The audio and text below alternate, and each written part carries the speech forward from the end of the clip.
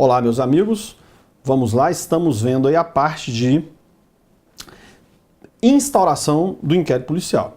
Estamos vendo as hipóteses de notitia crimes. E a última hipótese de notitia crimes que nós vamos tratar aí é a chamada, põe na tela aí, ó, notitia crimes anônima, também chamada de delação apócrifa. O que está acontecendo aqui? O que é essa notitia crimes anônima ou delação apócrifa? Há o interlocutor, há a figura do interlocutor, alguém que vai levar o conhecimento da autoridade policial à prática do crime, só que aqui o interlocutor não vai se identificar. Ou seja, né, ele liga uma notícia de crimes anônima, ou ele não vai se identificar. Alguém liga, diz que está acontecendo um crime e tal, quem é? Tudo não fala. O que acontece? A polícia sempre instaurou inquérito para investigar. Só que lá no Supremo, lá nos procedimentos internos ou processo de competência original lá no Supremo, lá fala que não pode começar um inquérito lá no Supremo, você vê que tem foro, se a pessoa não se identificar. Por que o Supremo está falando? Não, o cara tem que se identificar. Você está fazendo a notícia aqui enquanto aquele deputado lá da motosserra, que estava matando geral, tu tem que se identificar. Pra você. Mas o Supremo fala que você tem que se identificar. Cara, como assim, cara? Não sou obrigado a comunicar o crime, mas ainda me identificar, saber quem sou. Não, a polícia que investiga para ver quem é o crime.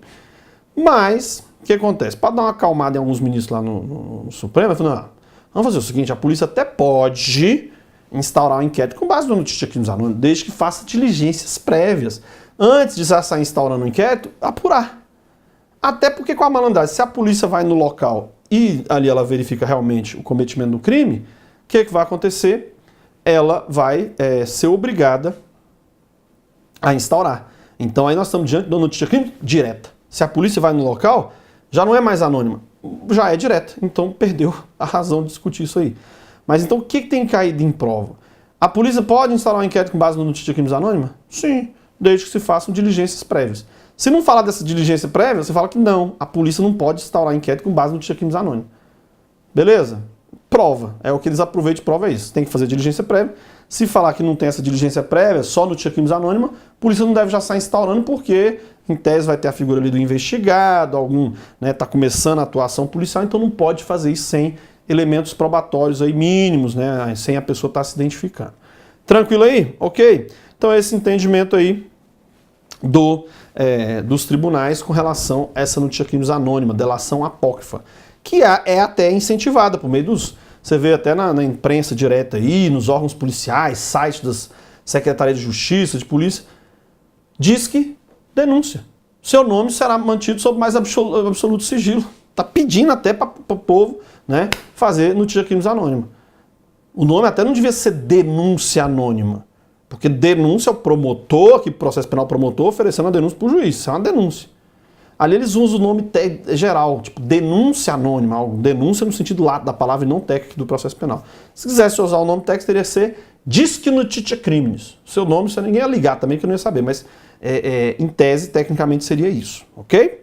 Então vimos a instauração do inquérito. Estamos prontos para ver o quê? Agora, põe na tela aí, vamos começar a falar dos atos de investigação.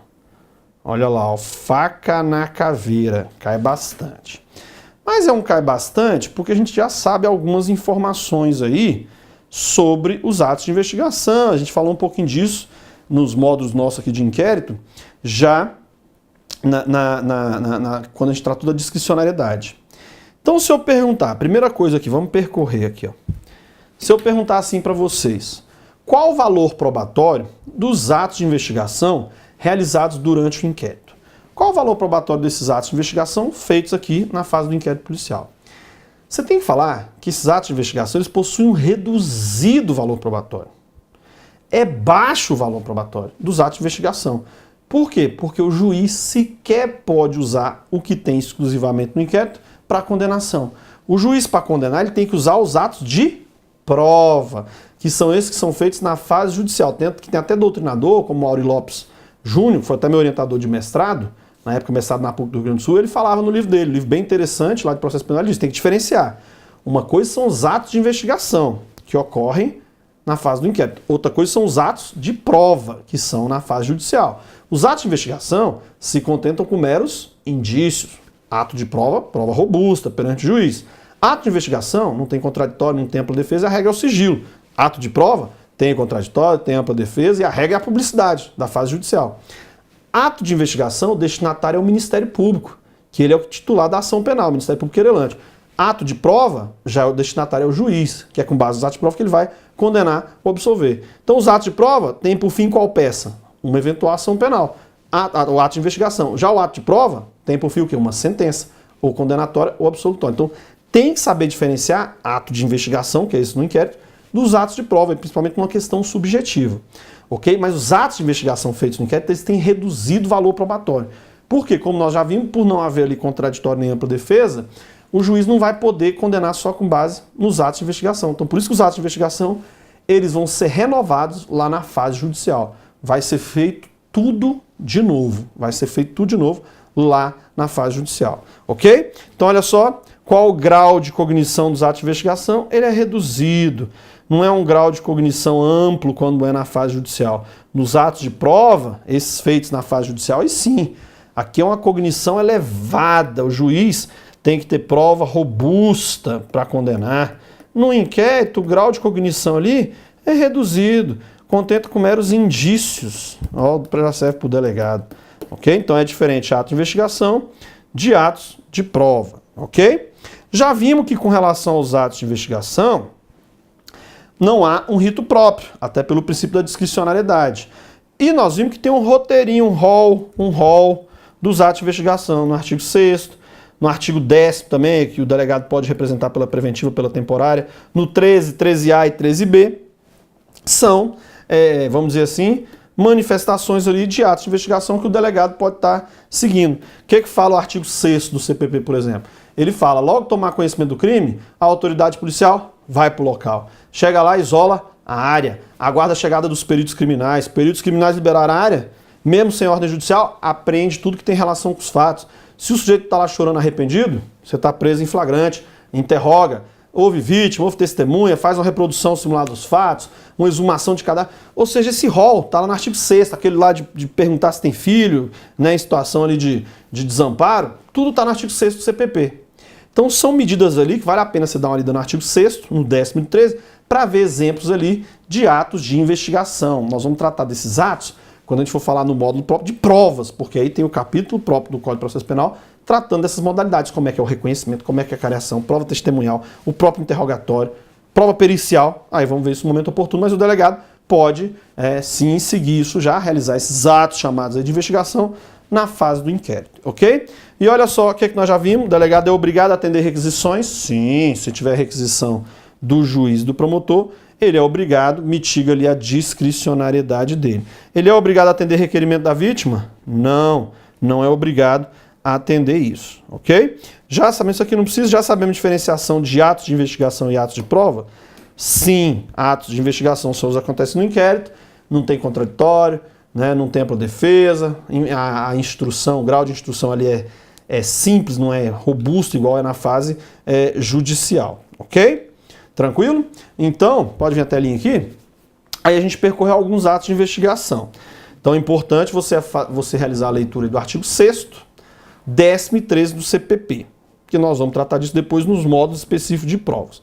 Mas agora é a hora importante para a gente tratar de dois atos de investigação que nós não vamos ver lá na frente. O primeiro deles, e cai bastante, é a incomunicabilidade. O que é a incomunicabilidade? Ela vai estar no artigo 21 do CPP. Artigo 21 do CPP. O que ela fala? Se você ler lá o artigo 21 do CPP, ele vai falar que o delegado, se for conveniente para as investigações ou interesse da sociedade, pode requerer ao juiz que coloque o sujeito incomunicável. E isso vai ser feito por até 3 dias. E essa incomunicabilidade não vai abranger quem? O advogado do investigado. Então está dizendo isso lá. Então era uma medida de investigação essa incomunicabilidade. Só que, meu amigo, o CPP é de 1941, época da ditadura. Atualmente, o que acontece? Tem a Constituição. E o que a Constituição fala? Lá no artigo 136, parágrafo 3º, inciso 4º, lá quando fala de estado excepcional, lá fala que, quando for decretado estado excepcional, vários dos nossos direitos podem ser suprimidos. Mas, mesmo lá no estado excepcional, lá está falando, o cara não pode ficar incomunicável. que se pensa? Se nem estado excepcional, que é algo que a situação está diferente, a pessoa pode ficar incomunicável, quanto mais no dia a dia do inquérito, situação normal. Então não tem isso, até porque a Constituição fala, quando prende alguém, prendeu, a primeira coisa que tem que fazer é a comunicação imediata da prisão à família ou pessoa indicada. Então não tem como ficar incomunicável, o cara ficar sumido por 3 dias. Porque antes ele ficava sumido por 3 dias, ele ia contar alguma coisa? Ia, né? Muita coisa ia aparecer ali. Só que com a Constituição não pode ficar incomunicável. Não vai poder ficar incomunicável. Não foi recepcionado o artigo 21 do CPP pelo artigo 136, parágrafo 3º, inciso 4 da Constituição Federal. Isso, em regra, é o que predomina nas bancas. Vira e mexe, você vê uma banca perdida aí, falando que nos termos do artigo 21 do CPP o cara pode ficar incomunicável. Cara, nem para nível médio eles perguntam mais isso, porque não foi recepcionado, não tem como ficar incomunicável. Se tem que comunicar a prisão, já comunicou. Se for dia de visita, vai ter até o cara que está no RDD, que é o regime disciplinar diferenciado, que é o pior, ele tem direito à visita, se for o dia da visita dele, então não dá. Esse artigo 21 ele não foi recepcionado. Um outro ato de investigação, que a gente fala agora e não na fase de provas, é sobre a reprodução simulada dos fatos. A chamada reconstrução do crime. Esse está no artigo 7º do CPP. O que é essa reprodução simulada dos fatos? Chamada reconstituição do crime. Essa reprodução simulada dos fatos, reconstrução do crime, é tipo aquele filminho que a polícia vai fazer. O perito fica filmando, um agente finge que é o autor, o outro que é a vítima, ou seja, é um filminho que a polícia faz para buscar reconstruir o crime. Beleza. O que vai perguntar sobre isso, essa reprodução simulada dos fatos? Esse filminho que a polícia faz. Tinha até aquela época, né? Tinha um negócio na televisão que chamava linha, eu lembro que quando estudava para concurso da polícia. Tinha um tal do... Eu morava com um amigo meu, hoje ele é delegado da Federal, a gente foi delegado inclusive junto, mas aí eu entrei, depois ele entrou e eu saí, ele ficou, tá lá até hoje.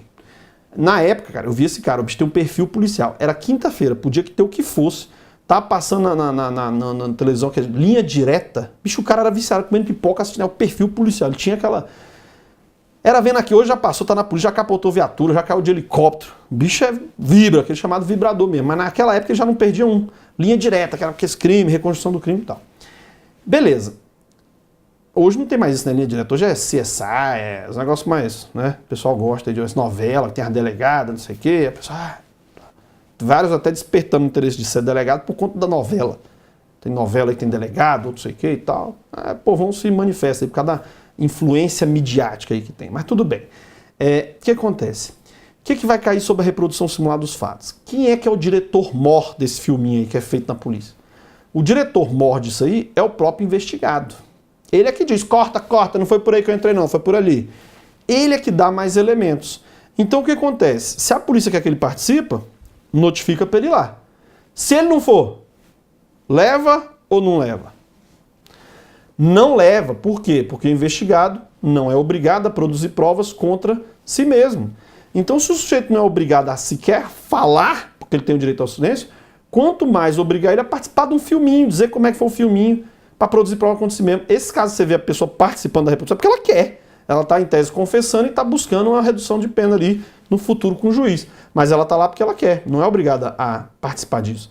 Aí tem alguns autores que dizem, não, a pessoa não é obrigada a participar, mas é obrigada a presenciar. Como assim? Não dá para falar isso, cara. É direito de ampla defesa, é o direito de presença. Direito, você não tem como obrigar o cara a ficar olhando a polícia fazer um filminho de reprodução simulada dos fatos. Já era isso, não existe mais. Até porque como é que você vai obrigar ele? Para ele assistir aquilo. Chegar e fecha o olho. E aí? Não quero participar. Vai ter um constrangimento desse para a polícia, levar o cara para... Você quer participar da produção? Não, não quero, fica aí. Polícia que vai fazer. Mas tem autor que fala, não, que ele é obrigado a ser levado lá. Como assim? Cara? É direito de presença. Direito é um direito. Você não pode obrigar a exercer um direito. Vai se quiser. Então, se perguntar se o investigado pode ser obrigado a participar dessa reprodução simulada dos fatos, o que você vai falar? Não. Ninguém é obrigado a produzir provas contra si mesmo. A outra coisa aí que vão perguntar sobre essa reprodução simulada dos fatos é se isso cabe em qualquer tipo de crime. Não vai caber, tem crime que não vai dar. O que o CPP fala, por exemplo? Ele o CPP fala assim que não vai caber em crimes que atentem contra a moral e os bons costumes. Por exemplo, nos crimes contra a dignidade sexual. Se a polícia vai fazer esse filminho, não vai se chamar linha direta, vai ser sexy hot. Olha lá. Não dá. Então como é que vai cobrar isso em prova? Não cabe a reprodução simulada dos fatos em crimes que atentem contra a moral e os bons costumes. ok? Não pode fazer, né, nesses crimes que atentam contra a moral e os bons costumes. Tranquilo? Então vimos atos de investigação, o que a gente vai avançar? E vamos avançar. Então nós estamos vendo que a polícia vai realizando os atos de investigação, até chegar uma hora que o delegado ele vai encontrar prova de materialidade e indício de autoria contra alguém. O que é que ele faz? Aí é o próximo tópico, põe na tela aí, ó. Se ele reúne esses elementos, ele vai indiciar. Vamos falar agora sobre o indiciamento. E olha lá, ó. Faca na caveira. Cai bastante aí você saber sobre o indiciamento. Então, primeira coisa, vamos falar sobre o conceito dele. Conceito de indiciamento. O que você tem que falar? É um ato formal, personalíssimo e fundamentado da autoridade policial imputando a alguém a conduta delitiva. Então, o indiciamento é o quê? Um ato formal, personalíssimo e fundamentado da autoridade policial achando que é alguém. Ele está imputando a alguém a conduta delitiva. Então, é um ato formal, depende de uma forma no procedimento, de um despacho do delegado durante o inquérito. Até mesmo nas hipóteses do sujeito estar foragido, faz o indiciamento indireto, mas é feito, tem um ato formal do delegado. E nós vimos que pela lei de 12.830, esse indiciamento tem que ser fundamentado para evitar abuso por parte das autoridades policiais. Então ele tem que fundamentar o porquê dele estar indiciando o sujeito. A lei manda, então tem que ser fundamentado. E é um ato personalíssimo. Por que personalíssimo? É ele que nós vimos que vai indiciar. Ele é que entende se é caso ou não indiciamento. É um juízo de valoração dele, a autoridade policial. Okay? Não pode mandar para o agente ou algum superior mandar ele indiciar. Não tem como o diretor da polícia falar, indicia, delegado, esse sujeito. Como assim? Não tem como. Se ele olhar e achar que não é por caso de indiciar, não vai indiciar. Tranquilo? Então o conceito é esse. Olha só. Conceito. Vamos falar um pouco do momento. Qual o momento para ocorrer esse indiciamento? O que você responde? Quando que pode ocorrer o indiciamento? Qualquer momento? Na fase judicial, no inquérito? O que você fala?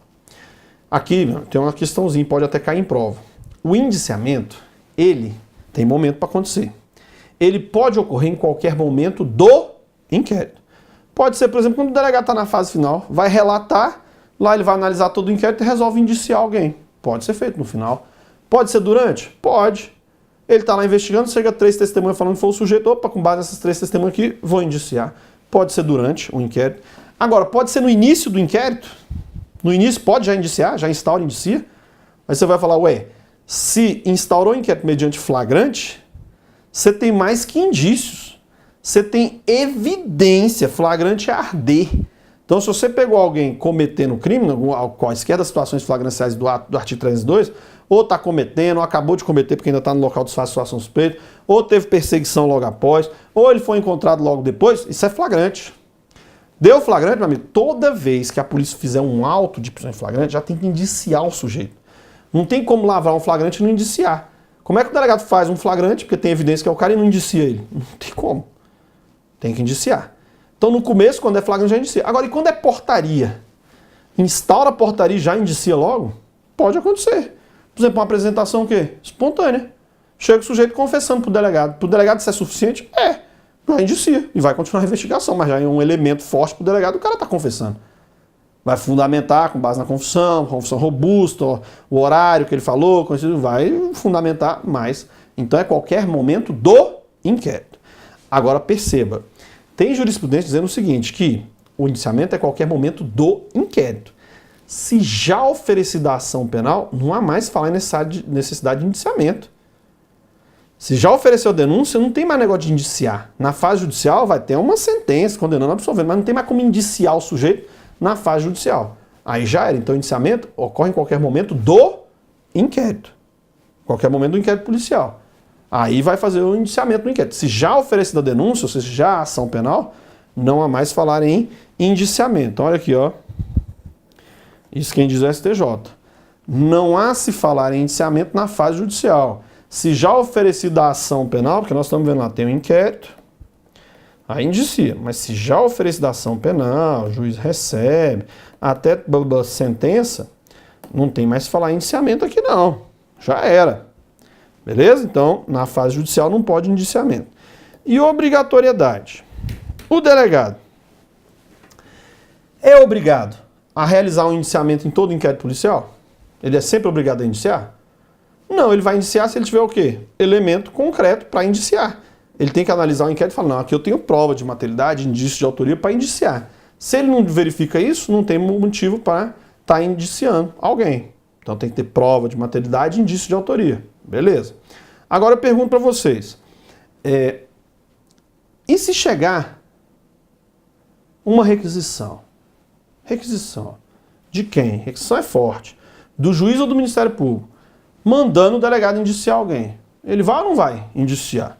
O que nós já vimos até agora? Se chega para o delegado uma ordem do juiz do promotor para ele instaurar inquérito. É ou não é obrigado? Tem que sim. Tem que... Não tinha crime coletivo obrigatório. Instaurou. Se chega uma ordem do juiz do promotor para o delegado ouvir a testemunha ou realizar a prova que foi, ele é obrigado? Sim. Mitiga a discricionariedade dele, ele é obrigado. E se chegar uma ordem para o delegado indiciar alguém? Chega uma ordem do promotor, do juiz para indiciar alguém. É obrigado? Aí não. Porque é um ato que personalíssimo. Não tem como você obrigar o delegado a indiciar alguém. Meu amigo, se o promotor está achando que é caso de indiciamento, que denuncie. Se o juiz está achando que é caso de indiciamento, que condene. Mas não tem como obrigar o delegado a fazer essas requisições de indiciamento feitas pelo promotor ou pelo juiz. A justiça já falou, isso é impertinente, não cabe isso. Não tem como o promotor obrigar o delegado a indiciar. Ué, denuncia. Juiz está lá para condenar, não vou indiciar esse cara primeiro. O delegado disse, condene. Mas não tem essa obrigatoriedade. Então, o delegado é obrigado a atender requisições de indiciamento por parte do juiz promotor? Não. Ok? Olha lá. Olha esse julgado do STJ aqui, ó. Olha o STJ falando, constitui constrangimento ilegal a determinação de indiciamento formal do acusado após o recebimento da denúncia. Sim, se já teve ação penal, ainda nesse caso aqui está após o recebimento da denúncia, já não tem mais inquérito, o inquérito já foi, já teve uma ação penal, aí há sim constrangimento ilegal. É o momento. Qual é o momento do indiciamento? Durante o inquérito. O STJ entende que não cabe indiciamento na fase judicial. Ok? Olha só. Consequências do indiciamento. O que acontece se o sujeito for indiciado? Quais são as consequências? Na verdade, a consequência maior é que não vai ser que o cara vai ser preso. Ah, foi indiciado, então prende, prisão preventiva. Não. São duas consequências. Uma é que vai ser feito o boletim de vida pregressa. Vai constar na FAP do sujeito lá, o indiciamento no inquérito. Ok? E a outra é a identificação criminal. Então põe na tela aí, o que é o boletim de vida pregressa? Esse boletim de vida pregressa é uma medida que está lá no artigo 6º do CPP. Esse boletim da pregressa é tentando descobrir o quê? Conduta social do réu, os motivos ali do crime, as circunstâncias, eventualmente por quê? Porque quem vai considerar isso aí vai ser o juiz lá na dosimetria da pena, lá na sentença, na parte dispositiva. Quando ele for aplicar o artigo 59, ele considera ali vários aspectos. E muitos desses aspectos vão estar materializados agora aqui, ó, no boletim de vida pregressa, condição social do sujeito, as oportunidades que já teve, grau de instrução. São aquelas perguntinhas que o delegado faz, ó. É comum, por exemplo, quando está indiciando, ele chega para essas perguntinhas. Se um dia você for na delegacia e o delegado te ouvir, ele terminar de te ouvir e perguntar assim, onde é que você nasceu? Você sabe ler? Meu amigo, tu acabou de ser o quê? Indiciado, ele está achando que é você. Porque esse indiciamento não é feito com relação à vítima ou testemunha. É com relação a quem ele está indiciando, é nem investigado, é indiciado. Então, se você um dia for lá e perguntar onde é que você nasceu, você sabe ler, onde é que você mora, tu acabou de ser indiciado. Aquelas perguntas, tem a bandidagem responde. É engraçado. Os caras lá, onde é que você nasceu? Aí Deus fala assim, sou bicho solto.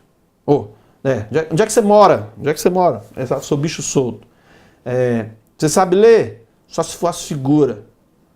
Ou então assim, ó, você bebe? Aí Deus fala, socialmente. Ou tem uns que falam assim, até baigon. Ou seja, se você for lá e o cara começar a te perguntar isso, o juiz, o delegado nessa fase aqui, tu acabou de ser o quê? Indiciado. Ele tá achando que é você. Né? Você já cometeu algum crime? Não, nunca não. E esses 5 furtos aqui? Tá constando? Ah, achei quando era de menor. Ou então você já cometeu algum crime? Tem um sujeito aqui no DF aqui, mas tinha 19 anos na época. Eu peguei vários processos criminais dele. 19 anos. Hoje ele tá na papuda preso lá. Mas o juiz, hein? O juiz também faz umas perguntinhas dessa lá na hora da sentença. E principalmente vê que não está materializado no boletim de vida pregressa. Mas pergunta o sujeito, você já cometeu algum crime? Aí ele bem assim, ó. 4 latrocínios, 7 121, uns 12 157 e tamo aí. Vou falar bem assim pro juiz. Então você já vê o naipe da galera aí que pega nesses processos aí criminais. Mas, quando perguntar isso aí, já está identificando, né? Já está fazendo aí o boletim de vida pregressa. Então, é feito essas perguntinhas, vai materializar. A outra, olha aqui, ó, é a identificação criminal. A identificação criminal, que ela meio tinha uma história, mas hoje não está tão, vamos dizer assim, em moda. E o que é a identificação criminal? Aquele tocar piano, botar o dedão do sujeito na ficha criminal, igual quando você vai para o concurso, você pega lá, passa o dedo lá naquele pozinho,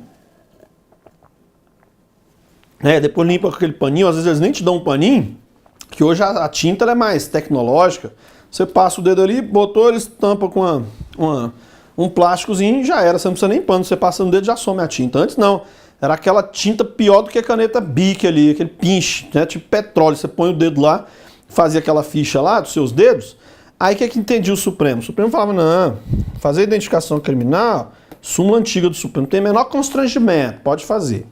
Só que aí veio o artigo 5º, inciso, 58 da Constituição Federal. O que a Constituição falou com relação à identificação criminal? O civilmente identificado não será submetido à identificação criminal. Então, se o sujeito apresenta lá um RG ou algum documento lá de identificação, tá lá, né? Fotinha do sujeito, identificação dele, documento, ele não vai tocar piano. Então, o civilmente identificado não está sujeito à identificação criminal. Só que a Constituição veio e falou assim, salvo as hipóteses da lei. A primeira lei que tratou disso foi o ECA, Estatuto da Criança e Adolescente, falando que se o menor infrator não for identificado, pode fazer identificação criminal, tocar piano. Depois é a antiga lei de organização criminosa, falando assim, meu amigo, independente do tipo de crime, se o sujeito participar de organização criminosa, vai tocar piano. Olha lá, ó. Depois veio a lei de identificação criminal, que aí até revogou essa aqui no particular. O que essa lei trouxe? Ela falou, não, aqui tem uns crimes, são os crimes contra o patrimônio com violência ou grave ameaça, crimes com violência à pessoa, homicídio, uma lesão corporal, crimes contra a dignidade sexual, de falsificação de documento, receptação qualificada. Ela trazia uns crimes e falava, se o sujeito praticasse um desses crimes lá, ela trazia umas 5 categorias de crime. Ele ia tocar piano mesmo tendo RG. Então, aqui, se fosse organização criminosa, não importava o RG. Aqui não. Essa aqui também não importava o RG. E aí, essa lei também já foi revogada. Hoje o que tem é essa aqui, ó. A Lei 12.037 de 2009. O que essa lei fala, a 12.037 de 2009? Ela hoje não traz mais um rol de crimes que vai permitir identificação criminal. Hoje ela fala assim, para ter identificação criminal, essa lei aí, ou tem ordem judicial, não depende do crime, ou a polícia tem alguma suspeita sobre a documentação dele. Tá suspeita na identificação. Ou ele não tem RG, o RG é muito antigo, está com suspeita de ser adulterado. Se tem alguma dúvida, alguma problemática ali com relação à identificação criminal, aí toca piano. Se não tiver nenhuma dúvida, para tocar piano, só com ordem judicial. Então hoje é assim que funciona. Só que hoje tem formas melhores, né, de fazer, hoje é sistema biométrico, não tem mais aquela tinta, identificação criminal. E hoje o que constrange a galera? Hoje é aquela regona que bota atrás e você vê lá, né? Vários governadores, senadores, os caras lá, né, identificado criminalmente. Isso é um constrangimento, mas né, com a plaquinha lá, você vê governador, mulher de governador, senador, deputado, a plaquinha penal lá. É um constrangimento maior do que esse do P. Mas esse aí ainda tá lá. Você vê vários aí noticiando na imprensa, não tem questionamento, ok? Beleza. Observação, olha aqui. Pode o sujeito ser conduzido coercitivamente para fazer identificação criminal? O STJ entende que pode sim ser conduzido coercitivamente para fins de identificação criminal, porque é um ato que não vai, tipo assim, depender de conduta do sujeito, ele vai ser identificado criminalmente. Então o STJ admite sim que se faça a identificação criminal.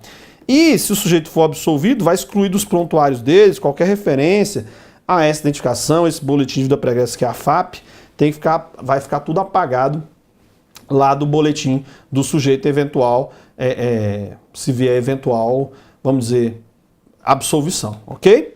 Olha aqui mais uma informaçãozinha. Indiciamento de autoridade com foro. Isso aqui a gente já sabe que a investigação e também o indiciamento tem que ser no tribunal do foro, vai ser feito no tribunal competente, ok? E esse artigo 15 do CPP, ele também não tem aplicação, indiciamento de menor. Porque ele fala assim, artigo 15 do CPP, o delegado vai nomear um curador para o indiciado menor. Mas como assim indiciado menor? O que é um indiciado menor? Não é o menor 18, porque esse não aplica o CPP para ele, isso é o ECA. Então não pode ser o menor 18. E não é mais o que tem 18 e 21, que hoje o que tem 18 ele é penalmente capaz e civilmente capaz, ele responde pelos atos. Então perdeu a aplicação esse artigo 15 aí do CPP, ok?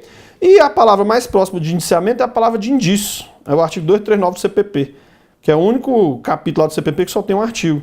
O que é um indício? É uma circunstância conhecida e provada que autoriza por indução uma outra consequência.